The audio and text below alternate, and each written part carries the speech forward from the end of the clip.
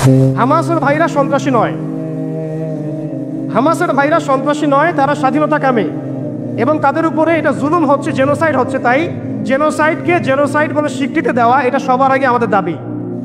দ্বিতীয় কথা হচ্ছে যে এই জেনোসাইডটা কারা করছে? এই জেনোসাইডটা করা হচ্ছে শুধুমাত্র ইহুদিদের পক্ষ থেকে নয়। আপনাদের অনেকের মধ্যে একটা মিসকনসেপশন আছে যে এই জেনোসাইডটা কি শুধু ইহুদিরা করছে? উত্তর হচ্ছে না। এই জেনোসাইডটা করছে একটা মুভমেন্ট, যে মুভমেন্টের নাম হচ্ছে জায়নিস্ট মুভমেন্ট। আমি খোলামেলা কথা বলছি আপনাদের সামনে, এই কথাগুলো আমরা 5 বছর আগেও বলেছি যে এই মুভমেন্টের পিছনে আছে জায়নিস্টরা, জায়নবাদীরা। জায়নবাদী কারা? জায়নবাদী হচ্ছে এই পৃথিবীর মধ্যে এক শ্রেণীর নাসারা এবং এক শ্রেণীর ইহুদি। সব নাসারা, সব ইহুদি নয়, এক শ্রেণীর নাসারা, এক শ্রেণীর ইহুদি যারা একে অপরের বন্ধু। প্রশ্ন, এই জায়নিস্ট মুভমেন্ট সম্পর্কে কোরআন কি আমাদেরকে কিছু বলেছে? যে কোরআন সমস্ত বিষয়ের সমাধান? অবশ্যই বলেছে। আপনি যদি সূরা মাইদার 51 নম্বর আয়াতটা খোলেন, 51 ভার্স নম্বর 51, আপনি দেখবেন আল্লাহ পাক বলেছেন, বা'দা আউযু বিল্লাহি মিনাশ শাইতানির রাজীম, ইয়া আইয়ুহাল্লাযীনা আমানু, হে মুমিনগণ, লা তাত্তাখিযুল ইয়াহুদা ওয়ান নাসারা আউলিয়া, হে মুমিনগণ, হে বিশ্বাসীগণ, তোমরা ইহুদি এবং নাসারাদেরকে বন্ধুরূপে গ্রহণ করো না। কোন ইহুদি, কোন নাসারাদেরকে? এরপরে আল্লাহ পাক বলেছেন বা'দুহুম আউলিয়া ও বা'দ, যারা কিনা একে অপরের বন্ধু। সারা বিশ্বে আপনি দেখবেন ইহুদি এবং খ্রিস্টানদের মধ্যে একটা গ্রুপ আছে, একটা দল আছে যারা একে অপরের বন্ধু। এই মুভমেন্টের নাম হচ্ছে জায়নিস্ট মুভমেন্ট। আল্লাহ পাক তাদেরকে আমাদেরকে বন্ধুরূপে গ্রহণ করতে নিষেধ করেছেন। আল্লাহ পাক বলেছেন বা'দুহুম আউলিয়া ও বা'দ, এরা একে অপরের বন্ধু। ওয়া মান ইয়াতাওয়াল্লাহুম মিনকুম ফাইন্নাহু মিনহুম, হে মুমিনগণ, তোমাদের মধ্যে কেউ যদি ওদের সাথে হাত মিলাও তাহলে তোমরা তাদের অন্তর্ভুক্ত হবে, এই উম্মতের কেউ না তোমরা। বা'দুহুম আউলিয়া ও বা'দ ওয়া মান ইয়াতাওয়াল্লাহুম মিনকুম ফাইন্নাহু মিনহুম, তোমাদের মধ্যে কেউ যদি তাদের সাথে হাত মিলাও, বন্ধুত্ব করো, তোমরাও তাদের অন্তর্ভুক্ত। ইন্নাল্লাহা লা ইয়াহদিল কওমাজ জালিমিন, আর আল্লাহ পাক এই জালেমদেরকে হেদায়েত করবেন না বা করেন না। আল্লাহ পাক কোরআনে জায়নিস্ট মুভমেন্টের দলিল দিয়েছেন। এই জায়নিস্ট মুভমেন্ট ফর্ম করা হয়েছিল একদম 1900 সালের আগে, 1800 সাল থেকে 1900 সালের মধ্যেই এই জায়নিস্ট মুভমেন্টটাকে ফর্ম করা হয়েছে। তাদের মূল উদ্দেশ্য কি? তাদের এজেন্ডাটা কি? তারা কি শুধু গাজা চায়? তারা কি শুধু রাফাহ চায়? তারা কি শুধু প্যালেস্টাইন এবং আল আকসা চায়? এটাও ভুল ধারণা। তারা শুধুমাত্র এই এতটুকু অঞ্চল চায় না। এই জায়নিস্টরা বেসিক্যালি চায়, they want to rule the world, তারা পুরো বিশ্বকে শাসন করতে চায়। They want to rule the world, তারা পুরো বিশ্বকে শাসন করতে চায়। কেন চায়? কারণ তারা প্রত্যাশা করছে, তারা বসে আছে এই অপেক্ষায় যে তাদের একজন মেসিহ আসবে। তারা বলে মিসায়া, তাদের একজন মিসায়া আসবে, যেই মিসায়া যদি আসে তাহলে তারা বাইতুল মুকাদ্দাস থেকে আবারও পুরো বিশ্বকে শাসন করবে, ঠিক যেমন সুলাইমান এবং দাউদ আলাইহিস সালামের সময় তারা বিশ্বকে শাসন করত। এটা তাদের বিকৃত ধর্মগ্রন্থ তালমুদের মধ্যে লেখা আছে। এই এজেন্ডাকে বাস্তবায়ন করার জন্য তারা এগিয়ে যাচ্ছে এবং তারা এই মিসায়ার জন্য তাদের মঞ্চটাকে প্রস্তুত করছে। আপনি যদি মনে করেন গাজা দখল করলেই তাদের এই সন্ত্রাসবাদ থেমে যাবে, আপনি ভুল করছেন। যতক্ষণ পর্যন্ত তারা বিশ্বকে নিয়ন্ত্রণ না করছে, বিশ্বকে শাসন না করছে, তারা ক্ষান্ত হবে না।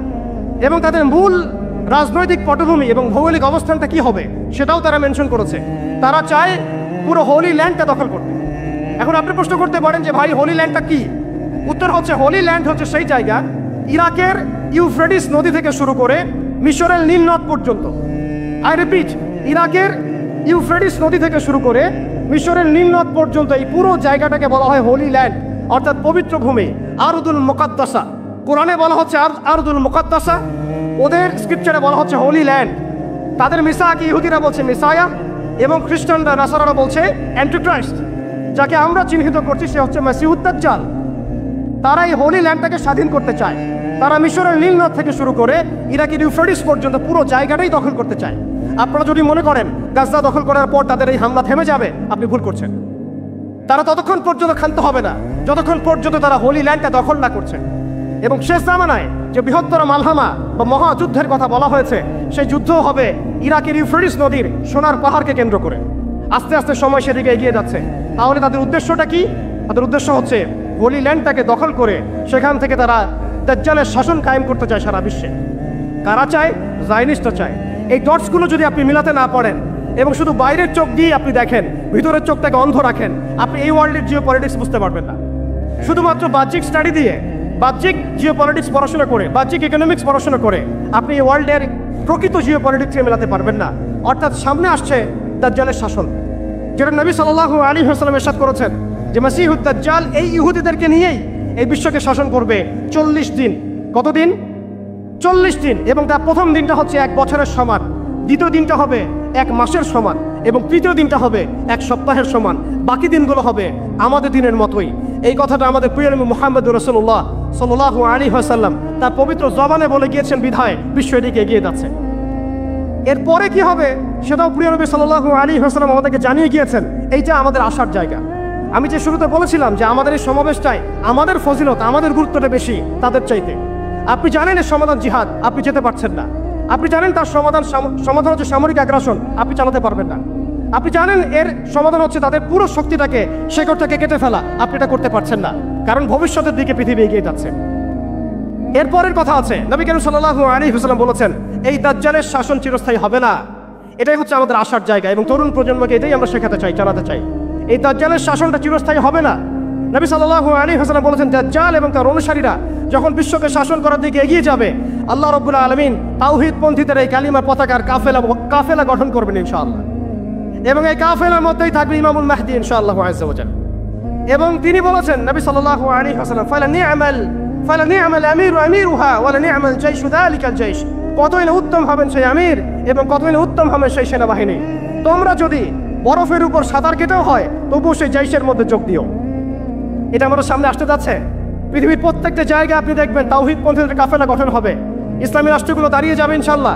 আপনি দেখেন সিরিয়া পরিবর্তন হচ্ছে, আপনি দেখেন আফ্রিকা পরিবর্তন হচ্ছে, আপনি দেখেন বাংলাদেশ পরিবর্তন হচ্ছে, আপনি দেখেন প্রজন্মের চোখের মধ্যে তাওহীদের ক্ষুধা, আপনি দেখেন প্রজন্মের চোখ জলজল করছে, তারা ঈমানের দিকে আসছে, আমলের দিকে আসছে, ইসলামের দিকে আসছে। সময়, time is closing down to the আখিরুজ জামান ইনশাআল্লাহু আযজা ওয়া জাল্লা। এখন কথা হচ্ছে ইমামুল মাহদীর বাহিনী এই দাজ্জালের বাহিনীর সাথে যুদ্ধ করতেই থাকবে, করতেই থাকবে, করতেই থাকবে, কিন্তু শেষ পর্যন্ত ইমামুল মাহদীর হাতে দাজ্জালের মৃত্যু লেখা হবে না। আল্লাহ রাব্বুল আলামিন এই মিথ্যা মাসিহকে মেরে ফেলার জন্য, ধ্বংস করার জন্য আসমান থেকে সত্যিকারের মাসিহ ঈসা আলাইহিস সালামকে পাঠাবেন এই সিরের মধ্যেই। এই কথাগুলো আমাদের অনেক ভাই বুঝেন না, অনেক ভাই জানেন না, স্টাডি করতে চান না। তারা শুধুমাত্র একটা হাইপকে কেন্দ্র করে কথা বলতে চান। বিশ্ব এদিকে এগিয়ে যাচ্ছে। আমরা এখানে শুধু হাইপ তুলতে আসি নাই, আপনাদেরকে জানাতে এসেছি, বোঝাতে এসেছি যে আস্তে আস্তে বিশ্ব কোন দিকে যাচ্ছে এবং আমাদের করণীয় কি। এবার আসেন, এটা ভবিষ্যৎবাণী শুধু নয়, নবী সাল্লাল্লাহু আলাইহি ওয়াসাল্লামের অকাট্য ভবিষ্যৎবাণী। তিনি বলেছেন ঈসা আলাইহিস সালামের হাতে যেই ফিলিস্তিনে আজকে মাজলুম বোনদেরকে শহীদ করা হচ্ছে, বাচ্চাদের মাথার খুলি উড়িয়ে দেওয়া হচ্ছে, আমাদের ভাইদেরকে জীবন্ত পুড়িয়ে মারা হচ্ছে, ওই ফিলিস্তিনে লিখে রাখেন আপনারা, মিডিয়া দিয়ে প্রচার করে দিয়েন, এই ফিলিস্তিনের বাবে লুত নামক জায়গায় তাদের মিসায়া, তথাকথিত মিসায়া মাসিহুদ দাজ্জালকে ঈসা আলাইহিস সালাম হত্যা করবেন ইনশাআল্লাহ। পৃথিবীর কোন শক্তি, কোন ন্যাটো, কোন ইউনাইটেড নেশনস, কোন ইউরোপিয়ান ইউনিয়ন, কোন IMF, কোন ওয়ার্ল্ড ব্যাংক, কোন সাম্রাজ্যবাদী শক্তি এই ভবিষ্যৎবাণীকে ঠেকাতে পারবেন। আপনি আপনাদেরকে চেষ্টা করতে দেন, সারা পৃথিবীর সমস্ত মুসলমানকে যদি এখন তারা মেরে ফেলে তবু এই অকাট্য ভবিষ্যৎবাণী ইনশাআল্লাহ তাআলা তারা পাল্টাতে পারবে না।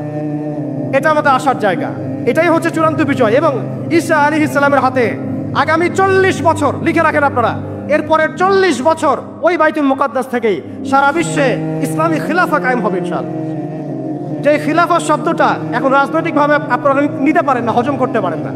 আমি জানি আপনারা জানেন না, অনেকেই এটা অজ্ঞতার কারণেও হতে পারে, তারা হয়তো জানেন না, আমরা জানাতে এসেছি। এই যে খিলাফা শব্দটা তারা নিতে পারে না, এই খিলাফাই হবে পৃথিবীর শেষ শাসন ইনশাআল্লাহ। এই খিলাফা দিয়ে বিশ্ব শুরু হয়েছিল, এই খিলাফা দিয়েই বিশ্ব শেষ হবে। ঈসা আলাইহিস সালাম 40 বছর ওই জেরুজালেম থেকেই এই বিশ্বকে শাসন করবেন ইনশাআল্লাহ তাআলা। এটা লেখা হয়ে গেছে কুদিয়াল আমর, এটা কেউ চেঞ্জ করতে পারবে না। এখন মাঝখানের এই সময়টুকুতে জায়নিস্ট আসলে কি করেছে এবং আমরা কোন কোন জায়গায় পিছিয়ে গেছি এবং আমাদের করণীয় কি হতে পারে, এটা আমি অল্প কথায় শেষ করে দেব।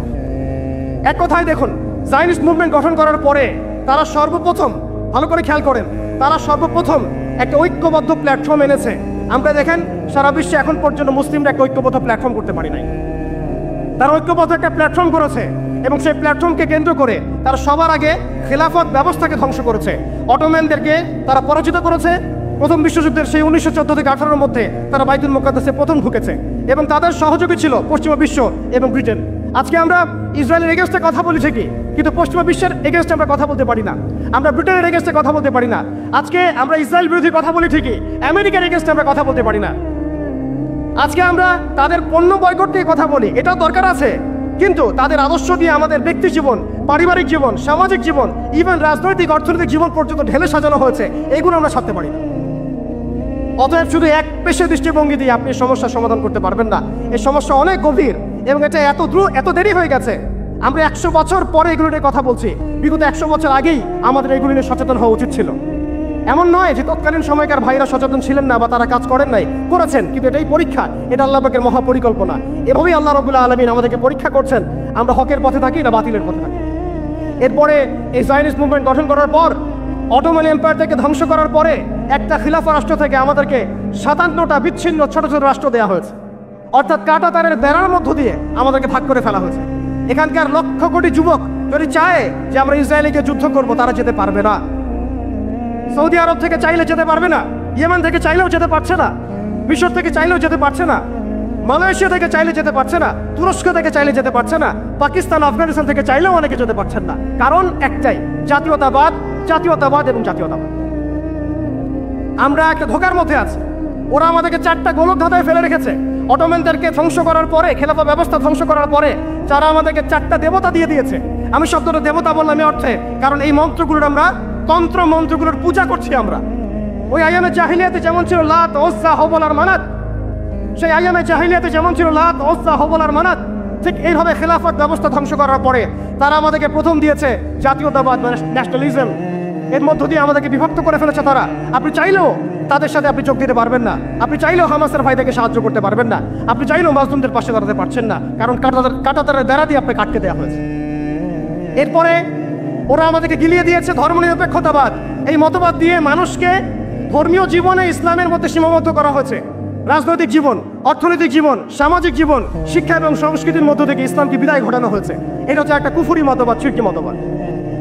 এরপর দেওয়া হয়েছে আমাদেরকে কমিউনিজম। আমাদের অনেক ভাই এটা বোঝেন না, এটা একটা বৈশ্বিক পুঁজিবাদ। এর মধ্য দিয়ে আপনাকে সুদখোর বানানো হয়েছে এবং নাস্তিক বানানো হয়েছে, আল্লাহ থেকে আপনাকে সরিয়ে ফেলা হয়েছে।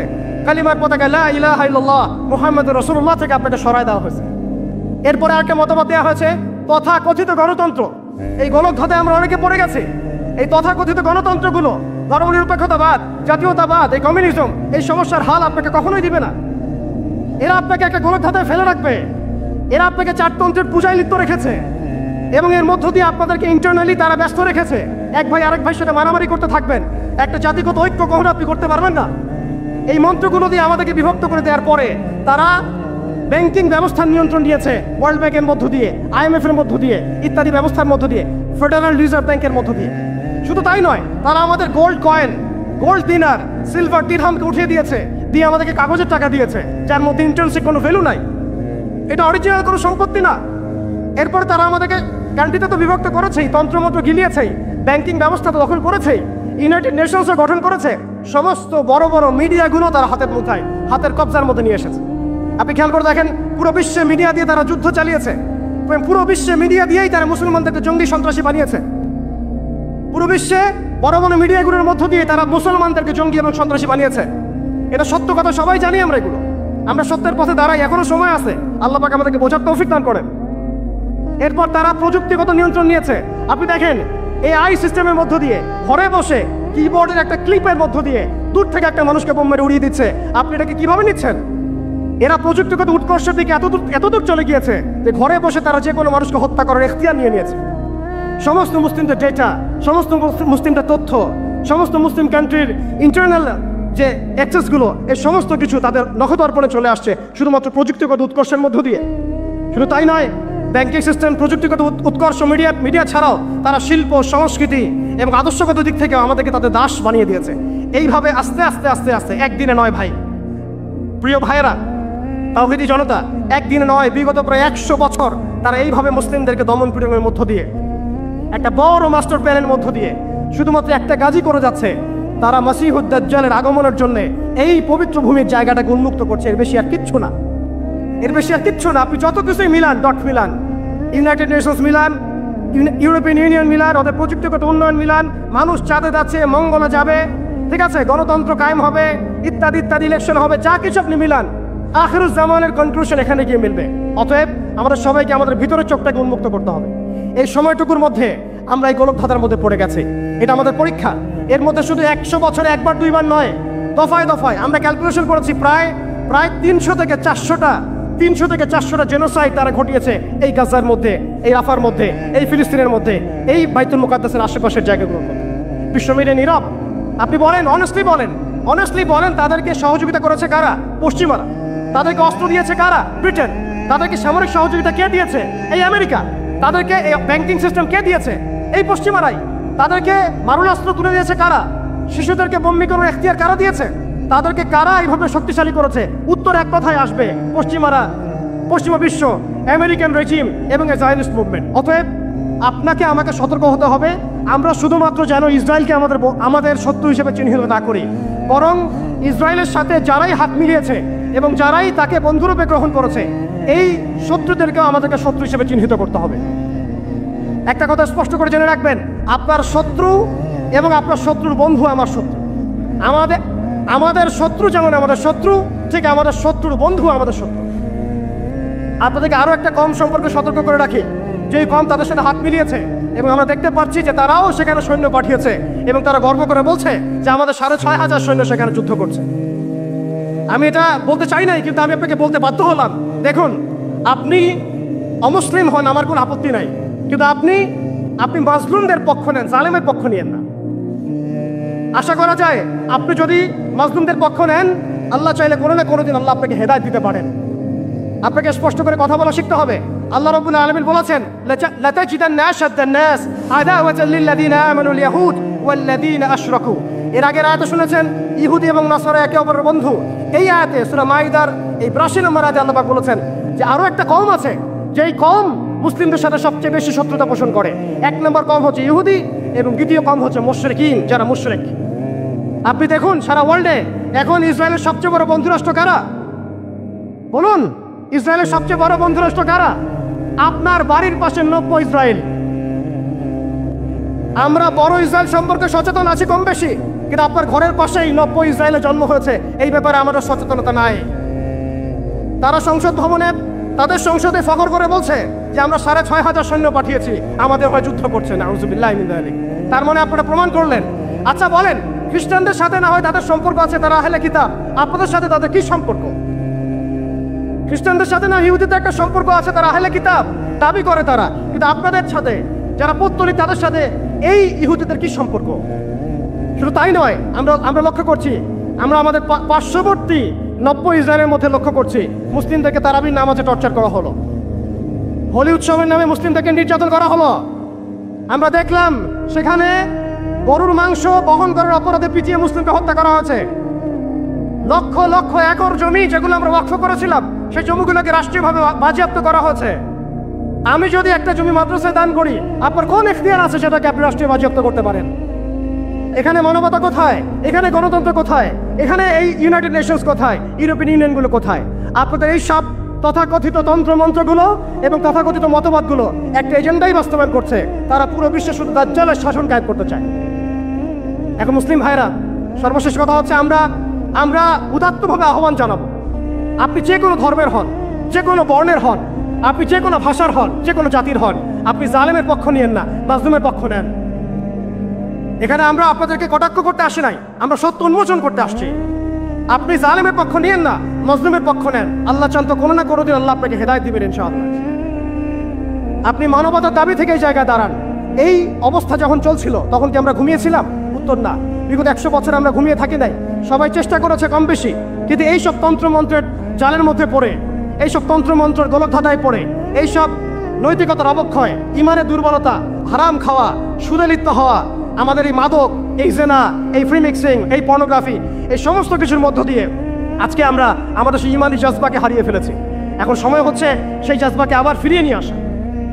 অতএব আমাদের করণীয় এখান থেকে উঠে আসবে।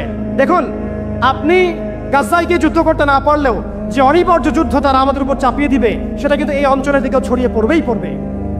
কারণ হাদিসের মধ্যে এসেছে যে মাসিহুদ দাজ্জাল পুরো বিশ্বকে শাসন করবে, শুধুমাত্র মক্কা মদিনায় ঢুকতে পারবে না।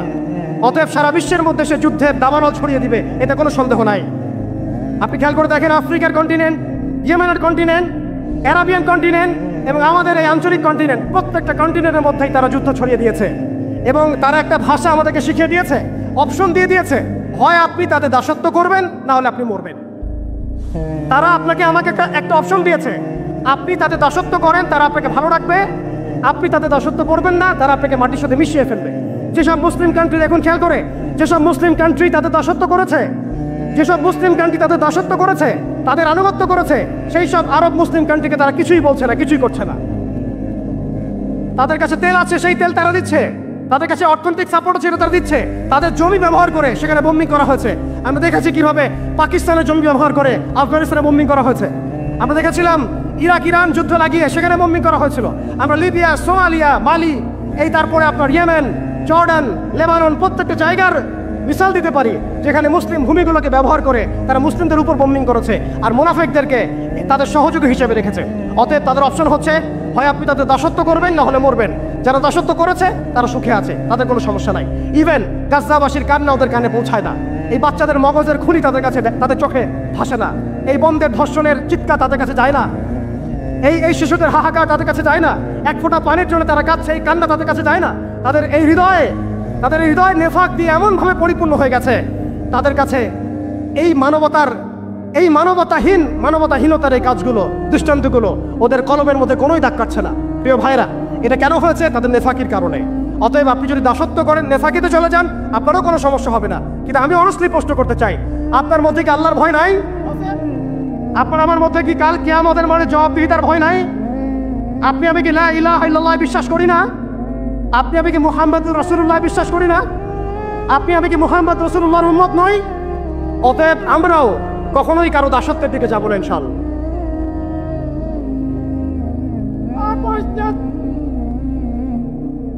আমরাও ইনশাআল্লাহ তাআলা পশ্চিমকালে এই জায়নিস্ট মুভমেন্টের, এই পশ্চিমাদের, এই দাজ্জালের অনুসারীদের দাসত্বের মধ্যে কখনো যাব না ইনশাআল্লাহ। তারা আমাদেরকে অপশন দিয়েছে, হয় দাসত্ব করো, না হলে মরো। আমরাও বলে দিব, আমরা ইনশাআল্লাহ তাআলা শহীদ হয়ে যাব, তবু তোমাদের দাসত্ব করবো না ইনশাআল্লাহ।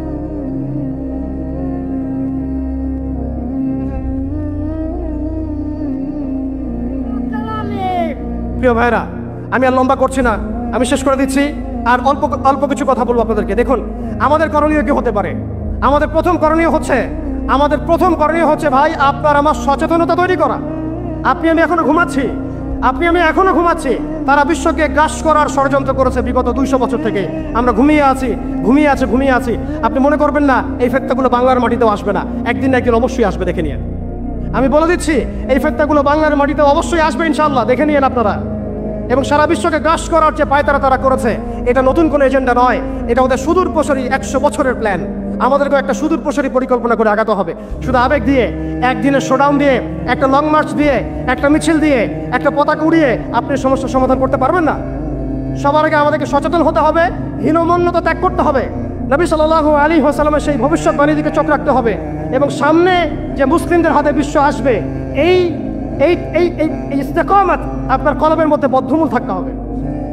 দ্বিতীয় বিষয় হচ্ছে, আমাদের সবাইকে নৈতিকভাবে দীক্ষিত হতে হবে, ইমানের শিক্ষায় দীক্ষিত হতে হবে। সবাইকে জীবন নিয়ে সিরিয়াস হতে হবে। নিজের জীবনটাকে, আমলটাকে, আখলাকটাকে আল্লাহর জন্য ঢেলে সাজাতে হবে। নবী সাল্লাল্লাহু আলাইহি ওয়াসাল্লামের সুন্নাহ মাফিক জীবনযাপন করতে হবে।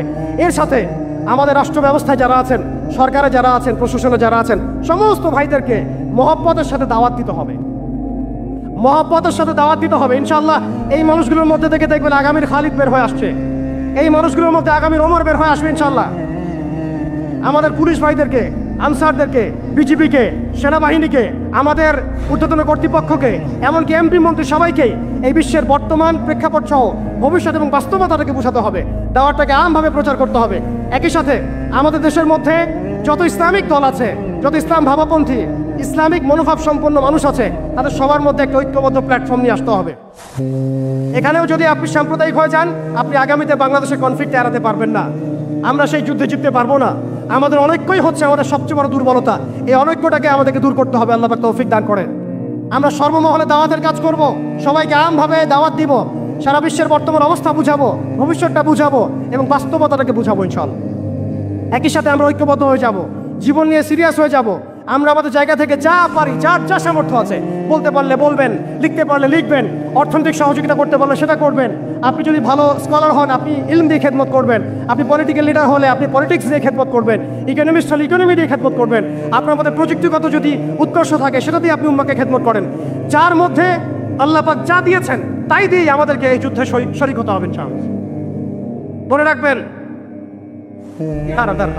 মনে রাখবেন জিহাদ শুধুমাত্র একটা আবেগের নাম নয়। জিহাদ হচ্ছে একটা পরিকল্পিত পদক্ষেপ। আপনি খেয়াল করে দেখেন, আজকে আমরা এই জায়গায় চলে আসছি শুধুমাত্র একমুখী, তাদের সামরিক আগ্রাসনের ভিত্তিতে নয়। আমাদের সেনাবাহিনী কম নাই, আমাদের জমি কম নাই, আমাদের দেশ কম নাই, আমাদেরও প্রযুক্তি কম নাই। তাহলে আমরা এই পর্যায়ে কেন আসলাম? উত্তরগুলো আপনি খুঁজে বের করেন, উত্তরগুলো খুঁজে বের করেন।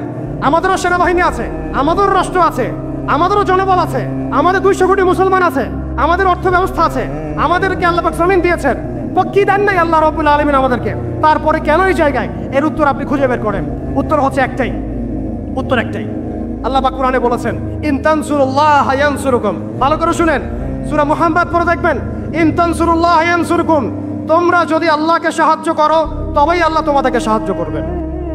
আমরা সবাই ব্যক্তি পূজায় লিপ্ত হয়েছি, দুনিয়া পূজায় লিপ্ত হয়েছি, আমরা সবাই দুনিয়াদারি নিয়ে ব্যস্ত হয়ে গেছি।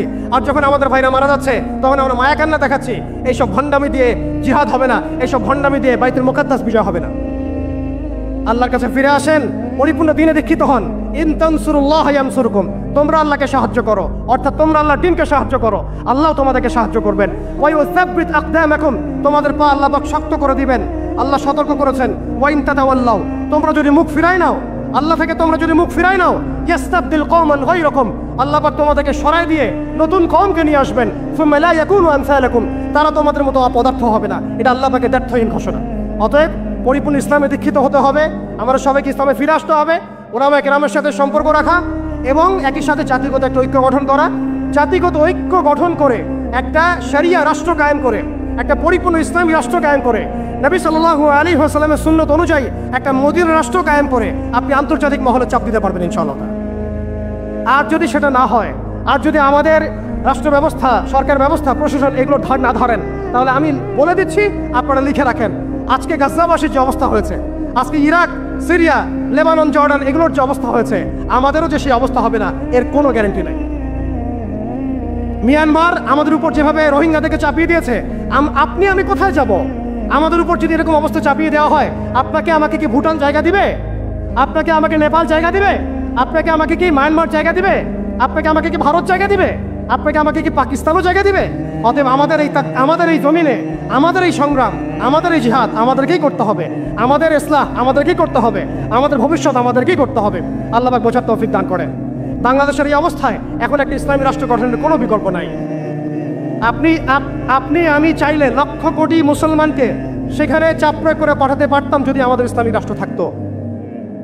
আমারও যদি একটা ইসলামী রাষ্ট্র থাকতো, তাহলে ওরা যেভাবে ইউনাইটেড নেশনস গঠন করেছে, এইভাবে আমরাও ইউনাইটেড মুসলিম নেশন গঠন করতে পারতাম। আমরা সেটা পারছি না। তারা যেভাবে ইউনাইটেড নেশনস গঠন করে সারা বিশ্বে মুসলিমদেরকে চাপ দিচ্ছে, ট্রাম্প কি বলছে আপনারা সবাই দেখছেন, মিডিয়া ভাই সবাই আছেন, স্পষ্ট ঘোষণা দিচ্ছে ওরা এখান থেকে বের হয়ে যাক, আমরা সেখানে বসতি স্থাপন করব। এটা কি মগের মূল্য? ওরা কেন সেখান থেকে বের হয়ে যাবে? এই গাজাবাসীরাই এই পৃথিবীর সবচেয়ে স্বাধীন মানুষ। তারা মৃত হয়েও তারা জীবিত, তারা সেখানে বোমের খোরাক হয়েও তারা সেখানে সম্মানিত। ইতিহাস তাদেরকে সম্মানের সাথে স্মরণ রাখবে ইনশাআল্লাহ, এবং জান্নাত এইসব শহীদ ভাইদেরকে দিয়ে ভরে যাবে ইনশাআল্লাহ।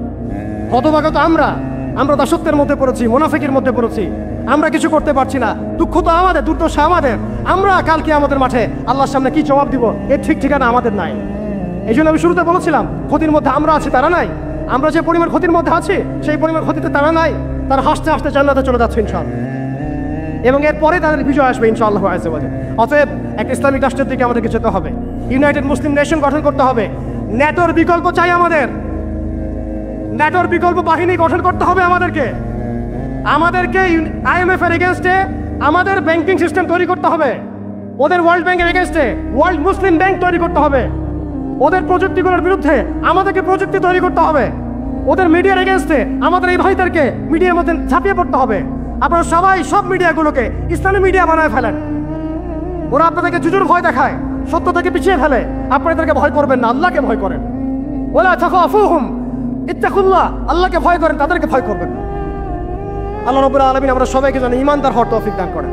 এইভাবে যখন আমরা একটা ঐক্যবদ্ধ শক্তি হতে পারবো ইনশাআল্লাহ, দেখবেন আজ হোক কার হোক আমরা সেই মোবারক জাইশে অবশ্যই যোগ দিব, যে এই জাইশ ইনশাআল্লাহ বাইতুল মুকাদ্দাসকে মুক্ত করবে, স্বাধীন করবে, বিজয় ছিনিয়ে আনবে ইনশাআল্লাহ।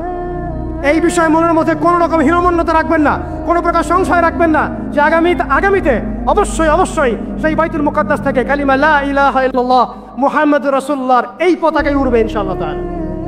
তারা এই পতাকাগুলোকে সরিয়ে ফেলতে চায়, তারা জাতীয়তাবাদের আদলে এই বিশ্বকে সাজাতে চায়, কিন্তু আল্লাহর রাসূল সাল্লাল্লাহু আলাইহি ওয়াসাল্লাম বলেছেন এমন একটা কাঁচা বাড়ি, একটা পাকা বাড়ি বাদ থাকবে না যেই বাড়িতে কালিমা লা ইলাহা ইল্লাল্লাহ মুহাম্মাদুর রাসূলুল্লাহর পতাকা উড়বে না। এটা নবী সাল্লাল্লাহু আলাইহি ওয়াসাল্লামের ভবিষ্যৎবাণী। আল্লাহ পাক আমাদের সবাইকে সেই মকবুল কাফেলায় শরীক হওয়ার তৌফিক দান করেন, আমাদেরকে আল্লাহ পাক ইসলাহ দান করেন, আমাদেরকে আল্লাহ পাক সেই হারানোর সম্মান আবার ফিরায় দেন, আমরা সবাইকে আল্লাহ পাক আবারও সেই ঈমানদীপ্ত প্রজন্ম তৈরি করার তৌফিক দান করেন। আল্লাহ পাক আমাদের সরকারকে শক্তিশালী করেন, একটা ইসলামী রাষ্ট্র গঠন করার তৌফিক দান করেন। আল্লাহ পাক আমাদের সবাইকে প্রযুক্তিগত উন্নয়ন দান করেন, অর্থনৈতিক উন্নয়ন দান করেন, মিডিয়ার উন্নয়ন দান করেন। আল্লাহ পাক আমাদেরকে স্বতন্ত্র ব্যাংকিং সিস্টেম দান করেন, স্বতন্ত্র সামরিক বাহিনী গঠন করার তৌফিক দান করেন। এবং আরেকটা পয়েন্ট হচ্ছে যে আমাদেরকে অস্ত্র শস্ত্রে সুসজ্জিত হতে হবে। জিহাদ একটা বড় বিষয়, আমাদের সবাইকে অস্ত্র শস্ত্রে সজ্জিত হতে হবে প্রত্যেক মুসলিম কান্ট্রিকে। আমি এখানে ব্যক্তিগতভাবে বলি নাই, আমি বলেছি প্রত্যেক মুসলিম কান্ট্রিকেই সামরিক দিক থেকে এতটা শক্তিশালী হতে হবে যাতে ওরা আমাদেরকে চোখ রাগাতে না পারে, বরং আমরাই এমনভাবে চোখ রাগাবো যেন ওরা এই বিশ্বের মানচিত্র থেকে মুছে যায়। কিম জং উনের মতো একজন মানুষ যিনি উত্তর কোরিয়ার মতো ছোট্ট একটা রাষ্ট্রকে আজকে নিউক্লিয়ার রাষ্ট্রে পরিণত করেছেন, আমাদের কি সেই সক্ষমতা ছিল না? আমাদেরকে সেই প্রতিভা ছিল না? আমাদেরকে সেই জনবল ছিল না? অতএব প্রত্যেক মুসলিম কান্ট্রিকেই নিউক্লিয়ার ওয়েপন্স তৈরির দিকে যেতে হবে, মিসাইল তৈরির দিকে যেতে হবে, প্রযুক্তিগত উন্নয়নের দিকে যেতে হবে, ঐক্যবদ্ধ প্ল্যাটফর্মের দিকে যেতে হবে। একসাথে সবাই মিলে আমরা যখন এই সমস্যার সমাধানে হাত লাগাবো, কাঁধে কাঁধ মেলাবো, দেখবেন এই ছোট্ট ইহুদি রাষ্ট্র কিছুই করতে পারবে না, পশ্চিমা বিশ্ব কিছুই করতে পারবে না, এমনকি পুরো দাজ্জালের বাহিনী মিলেও এই বিশ্ব ইসলামের বিজয় ঠেকাতে পারবে না ইনশাআল্লাহ। আমি আজকে আপনাদের সামনে শুধুমাত্র কিছু আবেগী কথাবার্তা বলতে আসি নাই, আমি কিছু প্র্যাকটিক্যাল কথা বলতে এসেছিলাম।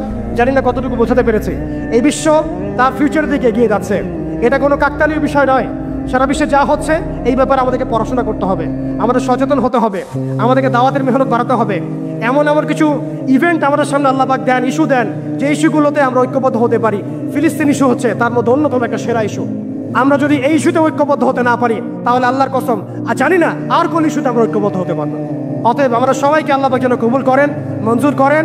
ফিলিস্তিন ইস্যুতে আমাদেরকে সোচ্চার করেন, সচেতন করেন। আমরা সবাই বলবো, লিখবো, কথা বলবো, সরকারকে চাপ প্রয়োগ করবো, সরকারকে অনুরোধ করবো তারা যেন বিশ্ব মিডিয়াতে, বিশ্ব মানচিত্রে, বিশ্ব প্ল্যাটফর্মগুলোতে একটা বলিষ্ঠ ভূমিকা রাখেন যে হ্যাঁ আমরা বাংলাদেশের মুসলিমরা, বাঙালি মুসলিমরা আমরা সেই ভাইদের সাথে আছি। ইনশাআল্লাহ তাআলা অচিরেই আমরা আমাদের দেশকে ইসলামী আদলে গড়ে তুলবো ইনশাআল্লাহ তাআলা, এবং আমাদের এই তরুণ প্রজন্মকে প্রশিক্ষিত করবো ইনশাআল্লাহ। ইনশাআল্লাহ আমরা একটা সামগ্রিক জিহাদের দিকে যাবো ইনশাআল্লাহ। আমরা ইনশাআল্লাহ তাআলা একটা ঐক্যবদ্ধ জাতি করে এমনভাবে বিশ্বের বুকে দাঁড়াবো যে বাংলাদেশকে কেউ কটাক্ষ করতে পারবে না ইনশাআল্লাহ, আমাদেরকে তুচ্ছ তাচ্ছিল্য করতে পারবে না ইনশাআল্লাহ, আমাদেরকে রক্তচক্ষু দেখাতে পারবে না ইনশাআল্লাহ। একদিন না একদিন আমরা সেই বিজয়ী কাফেলায় শরীক হবই হবে ইনশাআল্লাহ। অতএব আজকে যেগুলো চলছে এগুলো দিয়ে আপনি এই সমস্যার সমাধান করতে পারবেন না।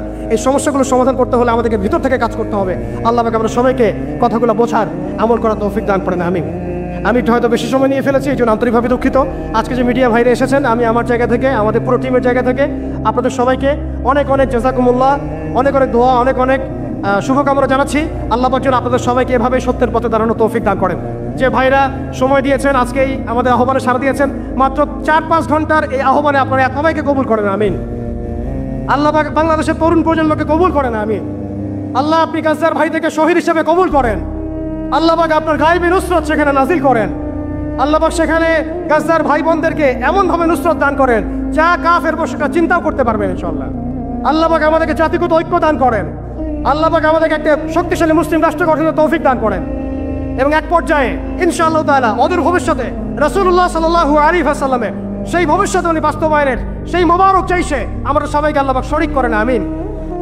হয় আমরা বাইতুল মুকাদ্দাসকে বিজয় করব অথবা শহীদ হয়ে যাবো ইনশাআল্লাহ। হয় আমরা আল্লাহর জমিন, আল্লাহর দিন কায়েম করব, না হলে দিন কায়েম করতে করতে করতে করতে আমরা শহীদ হয়ে যাবো ইনশাআল্লাহ। এছাড়া আমাদের জীবনের অন্য কোনো উদ্দেশ্য নাই। আর একটা কথা স্পষ্ট বলতে চাই, আমাদের গোপন কোনো এজেন্ডা নাই। আমরা কোনো বিচ্ছিন্ন জনগোষ্ঠী নই এবং আমাদের কোনো গোপন এজেন্ডা নাই। আমরা সবকিছু উন্মুক্ত বললাম, খোলামেলা। আমরা চাই আল্লাহর জমিনে আল্লাহর দিন কায়েম করব, এবং আমরা এই দাওয়াতটা সবাইকে আমভাবে দিতে চাই। আপনারাও আল্লাহর দিনে দীক্ষিত হন। আসেন আমরা সবাই কাঁধে কাঁধ মিলাই এই জালেম সভ্যতার বিরুদ্ধে দাঁড়াই। কারণ জালেম সভ্যতা কখনো আপনাকেও চিনবে না। আপনার প্রয়োজন ফুরিয়ে গেলে সে কালকে আপনার পিঠেও লাথি মারবে, সে কালকে আপনার পিঠেও ছুরি চালাবে, কোনো সন্দেহ নাই। নবীজি ভয়ে পেয়ে আতঙ্কিত হয়ে ঘুম থেকে উঠে বলছেন লা ইলাহা ইল্লাল্লাহ, লা ইলাহা ইল্লাল্লাহ। তার স্ত্রী পাশে যিনি শুয়ে আছেন তিনি বলছেন নবী সাল্লাল্লাহু আলাইহি ওয়াসাল্লাম বলছেন ওয়াইলুল লিল আরব, ওয়াইলুল লিল আরব মিন শাররি কাদ ইখতারাব। আরব জাতির জন্য ধ্বংস, আরব জাতির জন্য ধ্বংস। কি ভয়ঙ্কর ফিতনা ধেয়ে আসছে ওদের দিকে, কি ভয়ঙ্কর ফিতনা ধেয়ে আসছে। এবং তিনি হাতের ইশারা করে দেখালেন এইভাবে। আজকে নবীজি বলছেন 1400 বছর আগের কথা, 1445 বছর আগের কথা, 1445 বছর আগে নবীজি বলেছেন আজকে, ওই সময় আজকে ইয়াজুজ আর মাজুজের যে দেয়ালের কথা মনে আছে? জুলকারনাইনের সময় দেয়াল, এই দেয়াল এতটুকু পরিমাণ খুলে দেয়া হয়েছে, এতটুকু পরিমাণ খুলে দেয়া হয়েছে 1400 কত বছর আগে। তখন তার স্ত্রী বলছেন আনুহলিক ওয়াফিনা সলিহিন, আনুহলিক ওয়াফিনা সলিহিন ইয়া রাসূলুল্লাহ, আমাদের মধ্যে ভালো মানুষরা থাকা সত্ত্বেও কি আমরা ধ্বংস হয়ে যাব? আপনি যে বলছেন ওয়াইলুল লিল আরব, আরবদের জন্য ধ্বংস। নবীজি বলছেন নাম হ্যাঁ, নাম হ্যাঁ, ধ্বংস হয়ে যাবে। ইযা কাসুরাতিল খাবাস, যখন নগ্নতা, বেহায়াপনা, অশ্লীলতা সমাজে রন্ধ্রে রন্ধ্রে ছড়িয়ে পড়বে, তখন আলেম জালেম সব ধ্বংস হয়ে যাবে। এই হাদিসটা অকাট্য হাদিস বুখারী মুসলিমে, মানে এটা সহিহ, এটা বিষয়ে কোনো সন্দেহ নেই। তাহলে নবীজি 1445 বছর আগে বলছেন যে আরবদের জন্য ধ্বংস ধেনে আসছে, এবং দেয়াল এভাবে খুলে দেয়া হয়েছে। কাদের দেয়াল? ইয়াজুজ আর মাজুজ। আর ইয়াজুজ আর মাজুজের সাথে আরবদের ধ্বংসকে সম্পর্কিত করা হলো না? ইয়াজুজ আর মাজুজের সাথে আরবদের ধ্বংসকে সম্পৃক্ত করা হলো এবং বেহায়াপনাকে সম্পৃক্ত করা হলো, সরি, তাই না? বুঝতে পারছেন? আরব জাতির ধ্বংসের সাথে ইয়াজুজ মাজুজকে কানেক্টেড করা হলো এবং অশ্লীলতাকে, কি বলেন, অশ্লীলতাকে কানেক্টেড করা হলো। এবার আপনি চিন্তা করে দেখেন, সারা বিশ্বে পর্নোগ্রাফি কারা ছড়িয়ে দিয়েছে? বলেন দেখি, পর্নোগ্রাফি কি বেহায়াপনা না? সমাজের রং, ইদা কাসুরাতিল খাবাস, যখন সমাজের রন্ধ্রে রন্ধ্রে বেহায়াপনা ছড়িয়ে পড়বে, ছড়িয়ে পড়ে নাই? মিলান, হাদিসটা মিলান। সমাজে এই মেয়েদের, এই যে ফ্যামিলিস্ট রেভলিউশন কারা ছড়িয়ে দিয়েছে? ফ্যামিলিস্ট রেভলিউশন কারা ছড়িয়ে দিয়েছে? সমাজে মেয়ে ছেলে একসাথে চলবে একই পোশাকে, কারা ছড়িয়ে দিয়েছে? সমাজে মেয়েদের বেপরদায় চলার এই সংস্কৃতি কারা ছড়িয়ে দিয়েছে? মাদক আর সুদের সংস্কৃতি কারা ছড়িয়ে দিয়েছে? সবচেয়ে বড় কথা, free sex, open sex, free sex, জিনা, ব্যভিচার, পর্নোগ্রাফি, এগুলো কারা ছড়িয়ে দিয়েছে? এটাই ওই যে খুলে দেয়া হয়েছে। এটা আমার ব্যাখ্যা, এটা আমার বুঝ। পৃথিবীর এমন কোন রাষ্ট্র বাকি রাখে নাই তারা এগুলো ছড়াতে, এমন কোন রাষ্ট্র বাকি নেই। তাহলে সব জায়গায় ছড়িয়ে পড়বে না ইয়াজুজ মাজুজের ফিতনা? এই ছড়িয়ে পড়েছে। আল্লাহ পাক আমাদেরকে এই পশ্চিমা গোলকধাঁধা থেকে হেফাজত করুন। আমি আমাদের সংস্কৃতি নিয়ে আমরা বুক ফুলে বাঁচবো ইনশাল্লাহ, আমাদের সংস্কৃতি নিয়ে আমরা চলবো ইনশাল্লাহ। আমাদের কোরআন আছে, হাদিস আছে, আমাদের নবী আছেন, আমাদের সাহাবীরা আছেন, আমাদের দিন আছে ইনশাল্লাহ। আমাদের অন্য কাউকে প্রয়োজন আছে? এই যে প্রযুক্তিগত কথাগুলো বললাম, একটু মাথা খাটান, এগুলো আমরা কি তৈরি করতে পারবো ইনশাল্লাহ। সব ঢেলে সাজানো যাবে ইনশাআল্লাহ। আল্লাহ পাক আমাদেরকে বোঝার তৌফিক দান করুন। এখন আজকের যে কথাটা বলতে চাচ্ছি, যে আমরা যদি আমাদের জীবনটা কাজে লাগিয়ে আল্লাহ পাকের রেজামন্দি হাসিল করতে চাই, সমকালীন ফিতনার প্রেক্ষাপটটা আরো কঠিন বেশি। আগের প্রেক্ষাপটটা যতটা কঠিন ছিল, আস্তে আস্তে প্রেক্ষাপট কি হচ্ছে? আরো কঠিন হচ্ছে। যেমন পুরো বিশ্বের ক্ষমতা একসময় মুসলিমদের হাতে ছিল, এখন আছে কি? পুরো বিশ্বের অর্থনৈতিক চালিকা শক্তি একসময় মুসলিমদের হাতে ছিল, এখন কি আছে? পুরো বিশ্বের আপনার বিজ্ঞান প্রযুক্তি বলেন, সামরিক বিষয়গুলো বলেন, সেনাবাহিনী বলেন, হ্যাঁ, রাষ্ট্রীয় কাঠামো বলেন, খেলাফা বলেন, যত বড় বড় কথা শব্দগুলো, এগুলো একসময় মুসলিমদের হাতে ছিল। কাদের হাতে ছিল? এখন কি পুরো বিশ্বের কন্ট্রোল মুসলিমদের হাতে আছে? পুরো বিশ্বের অর্থনৈতিক কন্ট্রোল আছে? পুরো বিশ্বের পলিটিক্যাল কন্ট্রোল, পুরো বিশ্বের এই যে বড় বড় অস্ত্রশস্ত্রগুলো মুসলিমদের হাতে আছে? মিডিয়াগুলা, প্রযুক্তি। তো এখন প্রেক্ষাপট তাহলে আরো বেশি জটিল।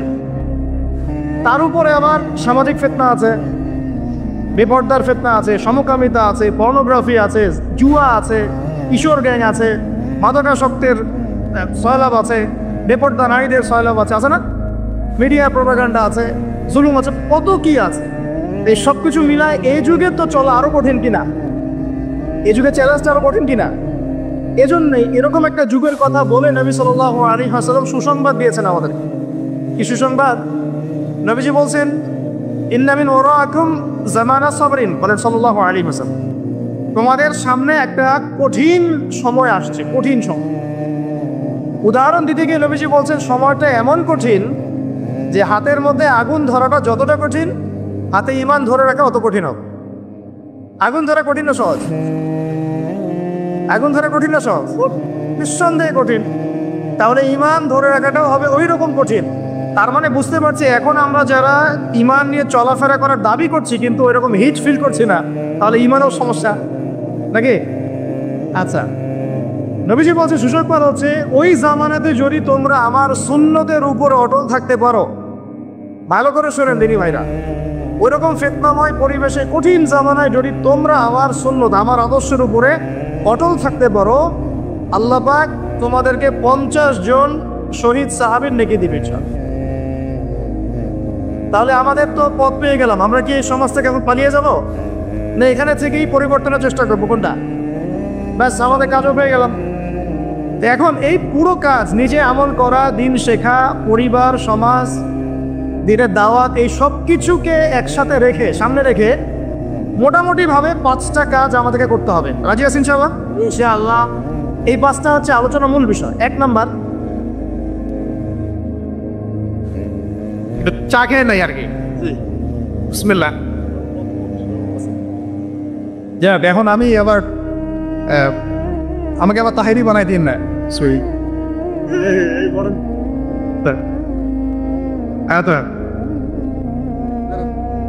হ্যাঁ, শুক্রিয়া শুক্রিয়া শুক্রিয়া, জাযাকাল্লাহ। সময় কম তো হাতে, তাড়াতাড়ি করছে। জি জি জি, হ্যাঁ, 11টার ভিতরে শেষ হবে ইনশাআল্লাহ। কয়টা কাজ করবো ভাই? আসলে বললে অনেক বলা যায়, কিন্তু এতগুলো আপনি মনে রাখতে পারবেন না। আর আমি একটা জিনিস আপনাদেরকে বলে দিই যে একদিনের ওয়াজ মাহফিল দিয়ে দিন কায়েম হবে না। কথা বুঝতে পারছেন? এই যে ওয়াজ হলো, আয়োজন হলো, আপনারা আসলেন, লেকচার শুনলেন, আমি আসলাম 8 ঘন্টা জার্নি করে, আবার 8 ঘন্টা জার্নি করে গেলাম, 1-1.5 ঘন্টা আলোচনা করলাম, এটাই সব কিছু না। এখানে আপনাদের নিবেদিত প্রাণ কিছু ভাই তৈরি করতে হবে, যারা এখানে দিনের মেহনত করবেন, দাওয়াতের মেহনত করবেন, শিক্ষা প্রতিষ্ঠান গড়ে তুলবেন, একটা কমিউনিটি গড়ে তুলবেন। এক কথা, একটা ইসলামী কমিউনিটি গড়ে তুলবেন। এটা না হওয়া পর্যন্ত একদিনের মাহফিল দিয়ে কিচ্ছু হবে। তারপর কি একদিনের মাহফিল করতে চান না দিনের দাওয়াতের কাজ সারা জীবন করতে চান? কোনটা? আল্লাহ কবুল করো না। এই জন্যই বলেছি এবার আরো অনেক কথাই বলেছি, সামনে আরো শুনবেন ইনশাআল্লাহ, যে এই রাতের বেলা এই যে সারা রাত জেগে জেগে ওয়াজ করা, 11টা 12টা 1টা, হ্যাঁ, এই সুন্নতটা চেঞ্জ করতে হবে। এই সুন্নতটা কি করতে হবে? চেঞ্জ করতে হবে।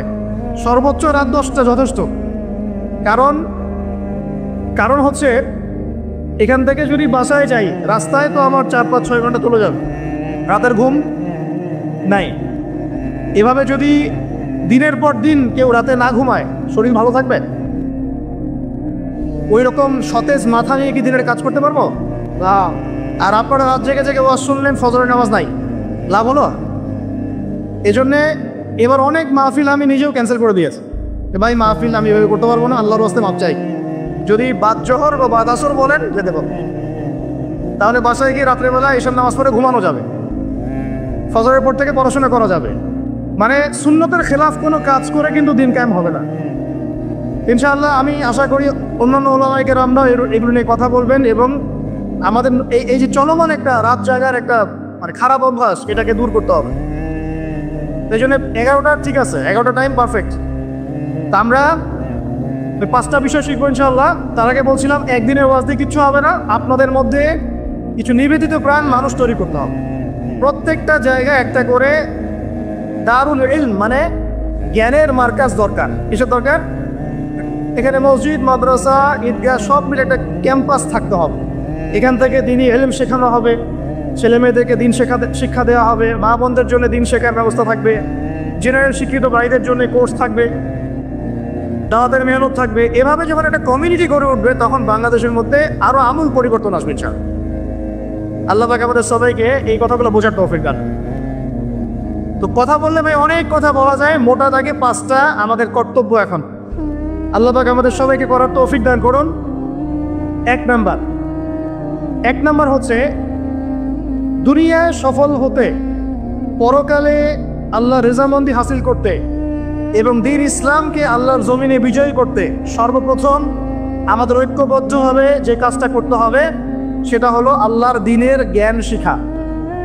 আল্লাহর দ্বীনের জ্ঞান শিখা, ইলম অর্জন করা। একদম মুখস্থ করে নেন আজকের লেকচার। কি অর্জন করা? ইলম অর্জন করা, দ্বীনি ইলম অর্জন করা। আপনি দুনিয়াবি ইলমে ডক্টর, ইঞ্জিনিয়ার, পাইলট, ব্যারিস্টার, জজ যাই হন, দ্বীনি ইলম অর্জন করতে হবে। আপনি যেই হন না কেন, যে কেউ হন না কেন, দ্বীনি ইলম আপনাকে অর্জন করতে হবে। কতটুকু অর্জন করতে হবে? কতটুকু?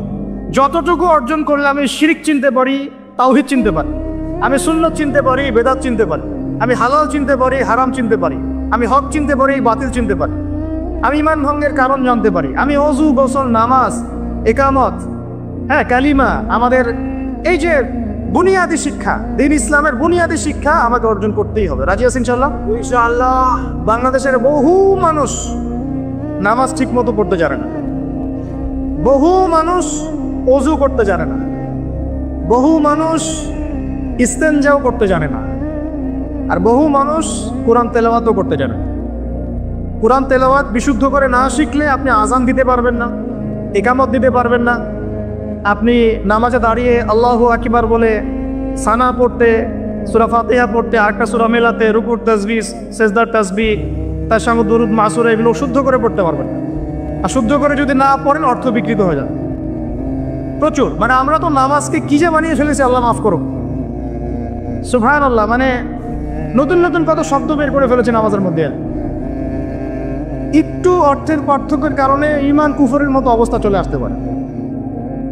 বিশুদ্ধ করে তাজবিদ সহকারে কোরআন তেলাওয়াত করা শিখতে হবে প্রথমে। আপনার মাদ্রাসায় যেতে হলে যাবেন, বক্তব্যে যেতে হলে যাবেন, প্রয়োজনীয় টিচারকে বাসায় নিয়ে এসে যদি পড়তে পারেন পড়েন, যেভাবে হোক আপনাকে কোরআন তেলাওয়াত শিখতেই হবে। আল্লাহ পাক তৌফিক দান করুন। আমরা নামাজের মধ্যে বলছি আলহামদুলিল্লাহ, আলহামদুলিল্লাহ রাব্বিল আলামিন। কি এটা? এটা কি পড়লেন? মন্ত্র? আলহামদুলিল্লাহ রাব্বিল আলামিন। আলহামদুলিল্লাহ, এই যে আলহামদু শব্দটা সঠিক করে উচ্চারণ করতে পারছেন অনেক। আলহামদু মানে সমস্ত প্রশংসা আল্লাহর জন্য। আলহামদুলিল্লাহ সমস্ত প্রশংসা। আলহামদুলিল্লাহ কি? আলহামদুলিল্লাহ মানে সমস্ত নিন্দা আল্লাহর জন্য। নাউজুবিল্লাহ। আমার কথা কি বিশ্বাস করছেন না? ওলামায়ে কেরামকে জিজ্ঞাসা করেন। কুল হু আল্লাহু আহাদ, এটা কি? কুল হু আল্লাহু আহাদ মানে কি? তো কুল মানে খাও, কুল মানে কে? কুল হু আল্লাহু আহাদ, বলুন তিনি আল্লাহ এক। শব্দের অর্থ আছে তো? আছে। এখানে পেশাব করিবেন না, করিলে এত টাকা জরিমানা। কমাটা যদি না এর পরে নিয়ে বসাই তাহলে এখানে পেশাব করিবেন না, করিলে। আপনারা কি মনে করেন যে আরবির এরকম সিকোয়েন্স নাই? বলছে কুলহু সূরা, সূরাটার নাম কি কুলহু? কুলহু বলে কোনো শব্দ আছে? কুল একটা শব্দ, হুয়া আলাদা শব্দ। কুল হুয়া আল্লাহু আহাদ, কুল হুয়াল্লাহু আহাদ। এই তো আমরা কত ভুল করি পদে পদে। সামি আল্লাহু লিমান হামিদা আছে না? সামি আল্লাহ, আল্লাহ তার কথা শোনেন। লিমান হামিদা, যে তার প্রশংসা করে, না যে আল্লাহর প্রশংসা করে আল্লাহ তার কথা শোনেন। আর আমরা শব্দ বানিয়েছি সামি আল্লাহ হুলিমান হামিদা। হুলিমান হামিদা কি শব্দ? হুলিমান হামিদা বলে কোনো শব্দ আছে? সামি আল্লাহু লিমান হামিদা, সামি আল্লাহু লিমান হামিদা। তো এই যে পদে, আমি বলতে গেলে নামাজ দিয়ে রাত পার হয়ে যাবে। পদে পদে পদে পদে আল্লাহু আকবার শব্দটা, আল্লাহু আকবার, আল্লাহু আকবার বানিয়ে দেয়। আকবার, আকবার মানে কি? অনেকে আজান শুনে মনে হয় যে গিয়ে একটা পিটন লাগাই দিয়ে, একামত শুনলে মনে হয় যারা পিটুন লাগাই যায়। কাতকা মাতির সালা, কাতকা মাতির সালা, এটা আবার কি? এগুলো কি মানে এই যে এগুলো কেন হচ্ছে জানেন? একটাই কারণে, কারণ বিশুদ্ধ করে আমরা কোরআনুল কারীম তেলাওয়াত করা শিখছি না। তো দিন কায়েম করবে, দাওয়াতের কাজ, মেহনত, জিহাদ, ইকামত দিন, কত বড় বড় কথা। তাহলে বেসিক এই কোরআন তেলাওয়াত করা শেখার নাম নাই। আমরা ইয়াংদের মধ্যে একটা সমস্যা দেখছি এখন, ফ্যান্টাসি। ফ্যান্টাসি ফ্যান্টাসি মানে আগে হয়তো মানে বিপথে ছিল, হেদায়েত পেয়েছে, ইসলামের দিকে এসেছেন, এখন অনেক বড় বড় স্বপ্ন। মাশাআল্লাহ, স্বপ্ন দেখা ভালো, বড় বড় স্বপ্ন, বড় বড় ইচ্ছা। অনলাইনে বসে গরম করে ফেলছে একদম, ফেসবুক গরম, ইউটিউব গরম, হ্যাঁ ব্লগ দিয়ে ভর্তি গরম। কিন্তু বেসিক যে কোরআন তেলাওয়াতটা করা শিখবে সেটা ঠিক নেই। 3 মাস কোরআনটা তেলাওয়াত করা শিখবে একজন আলেমের কাছে নাই। একটা কোর্স লঞ্চ করে দেন 6 মাস, 6 মাস ক্লাস করবে না, প্রথমে 1 মাস ক্লাস করে পরে এটা মান নাই, 5 মাস নাই। তো এইভাবে ভাই দিনের হয়তো সামান্য কিছু খেদমত হতে পারে, সামগ্রিক পরিসরে ইসলাম বিজয়ী হবে না। এক কথায় আমরা যদি এই যুগের আবু বকর, ওমর, ওসমান, আলী রাদিয়াল্লাহু আনহুম আজমাইন হতে না পারি, তাহলে এই যুগের সেই ইসলামী খেলাফা বাস্তবায়িত হবে না। এটা হলো মূল কথা। এই পথের প্রথম কাজটাই হচ্ছে দ্বীনি ইলম অর্জন করা। আর ইলম অর্জন করাটা আপনার জন্য কি? নফল, মুস্তাহাব, সুন্নাত না ফরজ? এটা কে বলেছেন? রাসূলুল্লাহ সাল্লাল্লাহু আলাইহি ওয়াসাল্লাম বলেছেন, তালাবুল ইলমি ফরিদাতুন আলা কুল্লি মুসলিম। তালাবুল ইলম মানে জ্ঞান অর্জন করা, ফরিদা ফরজ মানে কি? ফরজ মানে বাধ্যতামূলক। আলা কুল্লি মুসলিম, কুল্লি মানে কি? প্রত্যেক। কুল্লি মানে কি? কুল্লু মানে প্রত্যেক। প্রত্যেক মুসলমানের উপরে, প্রত্যেক মুসলমান যে মুসলমান দাবি করে নিজেকে, কালিমা পড়েছে, তার উপরে জ্ঞান অর্জন করা ফরজ করেছেন। আপনি কোরআন তেলাওয়াত না শিখে থাকতে পারবেন না, তো এটা আপনার উপর ফরজ করা হয়েছে। নামাজ কি পড়ছেন, কি বলছেন, এটা আপনাকে শিখতে হবে, তো এটা ফরজ করা হয়েছে। আযান দেওয়া শিখতে হবে, ইকামত দেওয়া শিখতে হবে, ইমামতি করার যোগ্যতা অর্জন করতে হবে। এই মালয়েশিয়ার একটা ভালো জিনিস দেখলাম যে ওখানে প্রাইমারি লেভেল থেকে মানে স্কুল লেভেল থেকেই এই মাদ্রাসা এবং মানে জেনারেল এটা আলাদা করে করে কোনো প্যাটার্ন করা নাই, এটা একসাথেই প্যাটার্নটা করে দেন। মানে আপনি স্কুলে ভর্তি হলে, স্থানীয় স্কুলে বা কলেজে যেভাবে তারা সিস্টেম করেছে, ইসলামের বুনিয়াদী শিক্ষাটা বাধ্যতামূলক শিক্ষা। যে কেউ, তাদের সিভিলিয়ানদের মধ্যে যে কেউ ইমামতি করতে পারে। মাশাআল্লাহ, এটা আমাদের করা উচিত ছিল না? আমরা কি মুসলিম প্রধান দেশের অধিবাসীরা? আমরা জোর দাবি জানাই যে শিক্ষা ক্ষেত্রে একটা আমূল পরিবর্তন নিয়ে আসতে হবে ইনশাআল্লাহ। একদম প্রাইমারি লেভেল থেকে ইসলামিক শিক্ষাকে আমাদের দেশে বাধ্যতামূলক করা হোক। মাদ্রাসা শিক্ষা মাদ্রাসায়, আবার সেকুলার শিক্ষা সেকুলার শিক্ষাতে, এই দুদিকে চলছে। তাহলে একজন ব্যক্তি যে স্কুলে ভর্তি হলো, আপনার ছেলে এখানে 10 বছর পড়বে, এসএসসি পরীক্ষা দিবে, এইচএসসি, তারপর অনার্স মাস্টার্স, এই 20 বছরে ইসলামটা শিখবে কি? যতটুকু শিখছে এই শিক্ষাটা তো প্র্যাকটিক্যালি প্রয়োগ করতে পারছে না। আর এই জায়গা থেকে যখন কেউ উঠে আসছে, তখন সে তো উম্মার দায়িত্ব নিতে পারছে না। তাহলে ব্যাপারটা কি এমন যে আমরা এদিকে শুধু দুনিয়ার চর্চা করব, আর মাদ্রাসা লাইনে যারা পড়ে তারা দিনের চর্চা করবেন? দিন চর্চা করার, দিন পালন করার, প্রচার প্রসারের আমাদের কোনো অধিকার নাই? তাহলে এই শিক্ষাটা অর্জন করলে কি আমরা কি সবাই কি খারাপ হয়ে যাব? ইসলামিক শিক্ষা শুরু থেকে দেওয়ার চেষ্টা করি বাচ্চাদেরকে, প্রাইমারি লেভেল থেকে, আমাদের বাচ্চারা কি নষ্ট হয়ে যাবে? এই জিনিসটা আল্লাহ পাক আমাদের সমস্ত ঊর্ধ্বতন কর্তৃপক্ষদেরকে বোঝার তৌফিক দান। আল্লাহ পাক আমাদের ঊর্ধ্বতন কর্তৃপক্ষদেরকে এই বিষয়টা বোঝার তৌফিক দান করুন যে ইসলামী শিক্ষায় কল্যাণ ছাড়া অকল্যাণ কিছু নাই। এখানে যদি অন্য ধর্মাবলম্বী কেউ থাকেন, সে তার ধর্ম চর্চা করবে, কোনো সমস্যা? আমরা আমাদের ধর্ম শিখবো ইনশাআল্লাহ। তো এই জিনিসটা আমাদের বুনিয়াদী শিক্ষা। এখন যদি আপনি না পারেন, এখন আপনার কাছে ওই পাওয়ার নাই, ক্ষমতা নাই, ইমপ্লিমেন্টের সুযোগ নাই, তাহলে কি করবেন? তাহলে এখন যে আপনি 20 বছর পড়াশোনা করে ফেলেছেন জেনারেল লাইনে, এখন কি করবেন? এখন আপনার জন্য কিছু অপশন খোলা আছে। এক, স্থানীয় বরেণ্য ওলামায়ে কেরাম যারা আছেন তাদের সাথে পরামর্শ করে সিলেবাস তৈরি করে নিয়ে পড়াশোনা করুন, এটা একটা অপশন। 2, আপনারা কিছু দিনই ভাই ব্যাচ করে ওলামায়ে কেরামের কাছে গিয়ে একটা করে কিতাব শেষ করেন। 2, 3, অনলাইনে কিছু কোর্সেস চলছে, এই কোর্সেসগুলো করতে পারেন, কাজে দিতে পারে। তবে অনলাইনে কোর্স অফলাইনের মতো হয় না। অফলাইনে ওস্তাদদের সামনে বসে যে পড়াশোনা, এটা অনলাইনে পাবেন না, ঠিক আছে? অথবা অথবা আপনার যদি সুযোগ থাকে তাহলে প্যাটার্ন চেঞ্জ করে এই প্যাটার্নে যেতে হবে। এগুলো ছাড়া তো আপনার সামনে কোনো অপশন খোলা নাই। আরেকটা অপশন হতে পারে যে আমরা যদি মাদ্রাসাগুলোতে এবং আমাদের শিক্ষা প্রতিষ্ঠানগুলোতে জেনারেলদের জন্য আরবির কোর্স আর মাদ্রাসা শিক্ষার্থীদের জন্য জেনারেল কোর্স রাখি, তাহলে উভয়ই শিক্ষিত হতে পারবে। মনে করেন এই ভাই মাদ্রাসায় পড়েছেন, মাশাআল্লাহ তিনি মাদ্রাসার সব জ্ঞানই রাখেন আলহামদুলিল্লাহ, কিন্তু সায়েন্স, ইংরেজি, mathematics, science and technology, ICT এগুলোর জ্ঞান তার নাই, মনে করেন নাই, বা থাকলেও খুব সামান্য। এই সামান্যটা দিয়ে তিনি বিশ্বকে ডিল করতে পারছেন না, বিশ্বের চ্যালেঞ্জ মোকাবেলা করতে পারছেন না। তাহলে এই ভাই যদি 6 মাস 1 বছরের এই কোর্সগুলো করতে পারে, জেনারেল ডিপ্লোমা কোর্স, তাহলে তিনি উপকৃত হবেন কিনা? তাহলে তার জন্যই রাস্তা। আর এক ভাই মনে করেন যে ইউনিভার্সিটি শেষ করেছেন, 20 বছর পড়াশোনা করে ফেলেছেন, কিন্তু তিনি 20টা সূরা শিখতে পারেন নাই, নামাজ শিখতে পারেন নাই, ওযু শিখতে পারেন নাই। এখন এই ভাইকে কি করবেন? এই ভাইকে ইসলামিক কিছু ডিপ্লোমা কোর্সের আওতায় আনতে হবে।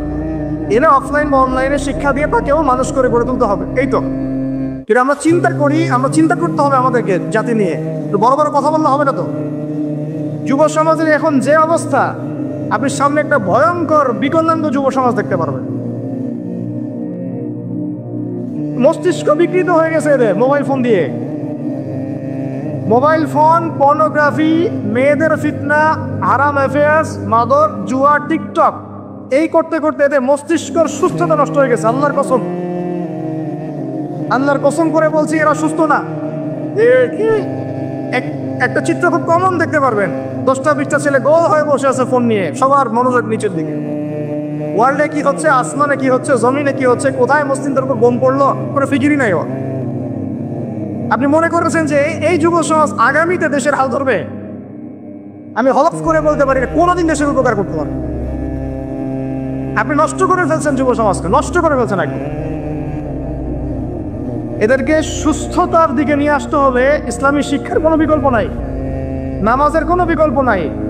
এদেরকে সামাজিক কাজে লাগিয়ে দিতে হবে, সোশ্যাল কাজে, সামাজিক উন্নয়নমূলক কাজে, এই যে মানবতার সেবামূলক কাজে, প্র্যাকটিক্যাল কিছু কাজে। কিছু বানাও, কিছু করো, সায়েন্স নিয়ে ঘাটাঘাটি করো, কিছু প্রযুক্তি উদ্ভাবন করো, তোমরা কিছু করো।